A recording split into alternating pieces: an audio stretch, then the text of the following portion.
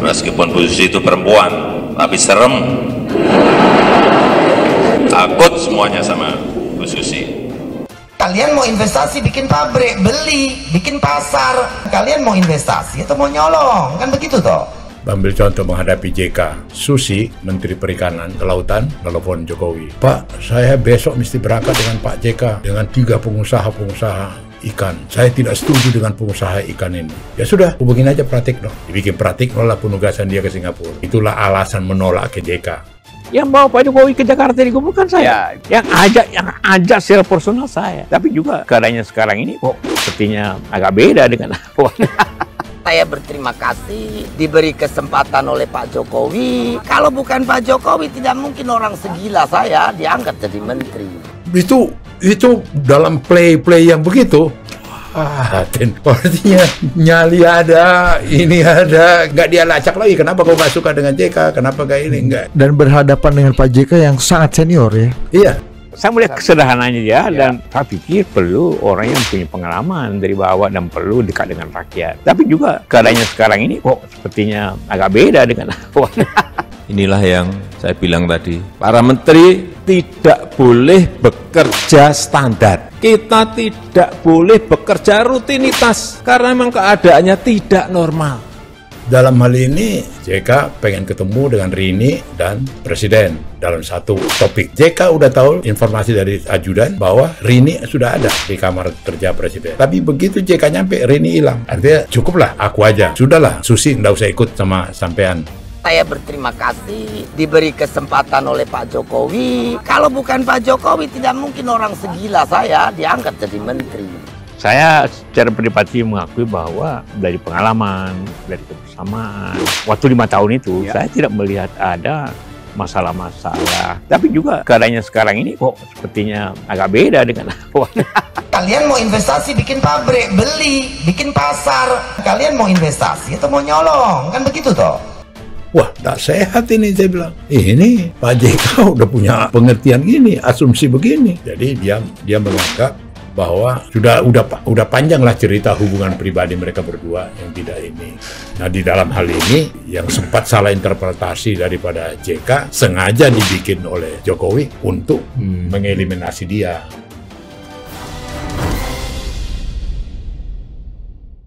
Politisi senior PDI Perjuangan Pandana Babat mengungkap sikap Presiden Joko Widodo atau Jokowi terhadap menteri-menterinya yang tidak mau bertemu dengan Wakil Presiden ke-10 dan 12 RI Yusuf Kala atau JK.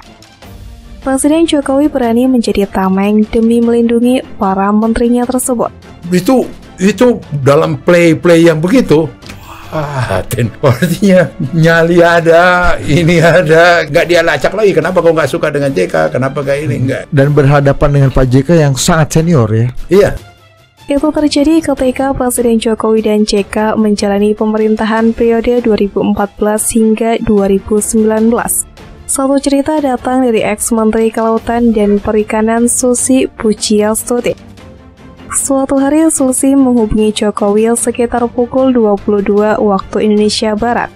Kepada Jokowi, Susi menceritakan kalau ia mesti berangkat dengan JK serta 3 pengusaha ikan. Susi mengaku tidak suka dengan 3 pengusaha ikan tersebut.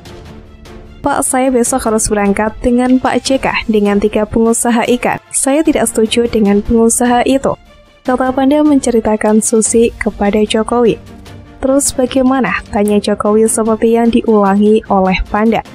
Susi lantas meminta Presiden Jokowi untuk menugaskan ia ke tempat lain supaya ada alasan untuk tidak ikut dengan rombongan JK. Mendengar permintaan tersebut, Presiden Jokowi langsung menyuruh Susi untuk menghubungi Pratikno selaku Menteri Sekretaris Negara. Akhirnya Susi ditugaskan ke Singapura dan batal pergi dengan JK bersama 3 pengusaha ikan. Itulah alasannya menolaknya ke JK, ucap Panda. Ambil contoh menghadapi JK, Susi, Menteri Perikanan, Kelautan, telepon Jokowi. Pak, saya besok mesti berangkat dengan Pak JK, dengan 3 pengusaha ikan. Saya tidak setuju dengan pengusaha ikan ini. Ya sudah, hubungin aja Pratikno. Dibikin Pratikno lah penugasan dia ke Singapura. Itulah alasan menolak ke JK. Cerita lainnya datang dari ex-Menteri BUMN Rini Mariani Sumarno. Menurut Panda, JK hendak bertemu dengan Rini dan Jokowi dalam satu waktu untuk membahas suatu topik. JK diberitahu oleh ajudan kalau Rini sudah berada di kamar kerja Presiden Jokowi, akan tetapi JK tidak mendapati Rini berada di sana. Tapi begitu JK nyampe, Rini hilang, dan itu dibenarkan. Siapa perginya? Jokowi. Jelasnya. Dua cerita tersebut dinilai Panda menunjukkan keberanian Presiden Jokowi selaku presiden meskipun masih terbilang junior ketimbang JK. Namun di sisi lain, Panda mengungkapkan jika Presiden Joko Widodo sempat meminta bantuannya untuk kelancaran komunikasinya dengan Yusuf Kala. Pak Panda, bantu saya ya dalam komunikasikan saya dengan Pak JK. Dan itu saya lakukan dan saya kerjakan, ujarnya. Dalam hal ini, JK pengen ketemu dengan Rini dan Presiden dalam satu topik. JK udah tahu informasi dari ajudan bahwa Rini sudah ada di kamar kerja Presiden. Tapi begitu JK nyampe, Rini hilang. Artinya cukuplah, aku aja. Sudahlah, Susi nggak usah ikut sama sampean. Selaras dengan artikel Tempo pada 12 Maret 2015 berjudul Coba Dikosok 1 Triliun, Menteri Susi, saya tidak bisa dibeli. Susi mengaku ada pengusaha ikan yang ingin sogok dirinya agar mengubah aturan tangkap ikan. Mantan Menteri Kelautan dan Perikanan Susi Pujiastuti saat itu merasa tersinggung terhadap sikap pengusaha kapal yang ingin menukar aturan larangan cantrang dengan uang. Suatu ketika ada pengusaha yang nekat ingin menukar aturan itu dengan duit 1 triliun. Pembantu Presiden Joko Widodo saat itu pun mulai berak. Saya offended ada pengusaha yang berniat menukar aturan itu dengan uang 1 triliun, kata Susi di kantornya Rabu 11 Maret 2015.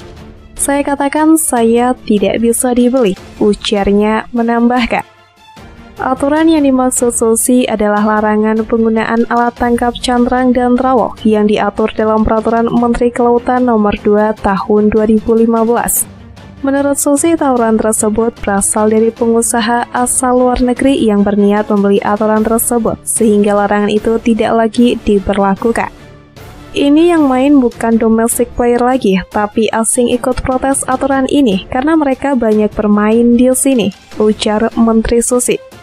Menurut Susi, aturan larangan cantrang dan trowel menyusahkan pihak asing yang mencuri ikan di perairan Indonesia. Sebab, kata Susi, banyak kapal eks asing yang disulap menjadi kapal lokal dengan menggunakan alat tangkap cantrang dan trowel. Kapal-kapal itu dicat ulang, diberi bendera Indonesia, dan menggunakan alat tangkap trowel, ujar dia. Setelah adanya aturan tersebut, kata Susi, pihak asing mengalami defisit ikan dan mencari jalan keluar dengan meminta dia untuk mencabut aturan tersebut dengan cara menukar dengan uang. Saya tidak bisa dibeli, 1 triliun tidak bisa membeli prinsip dan pendapat saya, ujar Susi. Susi menjelaskan aturan tersebut berprinsip pada sumber daya laut yang berkelanjutan, sebab penggunaan alat tangkap cantrang dan trowel yang tidak ramah lingkungan dapat merusak ekosistem laut. Supaya anak cucu kita bisa menikmati hasil laut, ikan di laut juga melimpah, nelayan juga sejahtera, ujar Susi.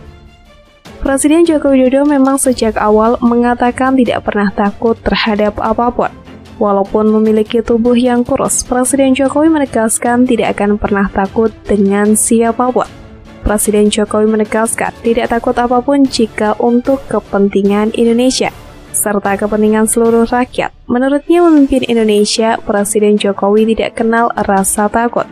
Walaupun sering diam, dia mengaku bukan berarti takut.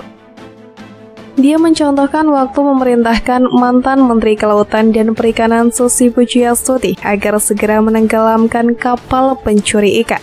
Terdapat 7.000 sampai 13.000 kapal yang mencuri sumber daya alam laut. Walaupun sulit, Presiden Jokowi saat itu yakin dengan perintahnya agar kapal-kapal tersebut ditenggelamkan.